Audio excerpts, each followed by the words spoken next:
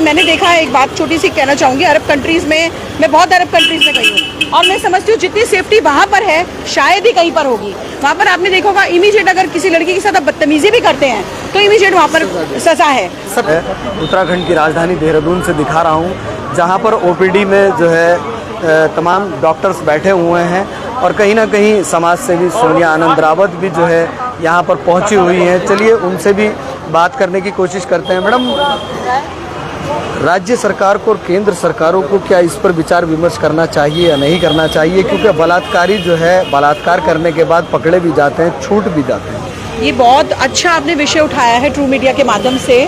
देखिए, आज चेंज करने की बहुत ज़रूरत है। जैसे जैसे समय में बदलाव आ रहा है, आज केंद्र सरकार हो या स्टेट की गवर्नमेंट हो, आज कानून को बदलना होगा।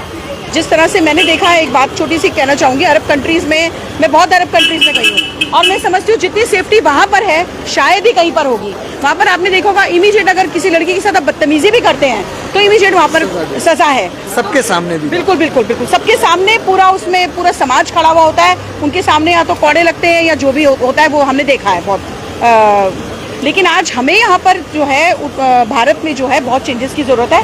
आज संविधान में भी हमें चेंज करने की ज़रूरत है और संविधान में जब चेंजेस आएंगे तो आप देखिएगा रेप केसेस बंद ना हुए तो आप नाम बदलिएगा, क्योंकि आज उनको डर ही नहीं है। आपने बहुत अच्छा सवाल किया, रेप कर रहा है, मार भी दे रहा है। रेप करना समझ में आज आया है कि आदमी हवस का पुजारी है, उसने हवस में रेप कर दिया, लेकिन आंखों को फोड़ देना, हड्डियों को तोड़ देना, मतलब क्या मानसिकता रही होगी? साइको कहें या फिर समाज के लिए एक भेड़िया कहें, उसको क्या कहें? देखिए, सबको समझ होती है, सबको समझ होती है। क्या वो अपनी माँ और बहन बेटी को नहीं पहचानता है? आप कैसे साइको बोल जाएंगे? उसको सब समझ थी, उसने पूरी समझ के साथ, पूरी प्लानिंग के साथ प्लान बनाया और उस लड़की के साथ रेप करके मारने का काम किया है।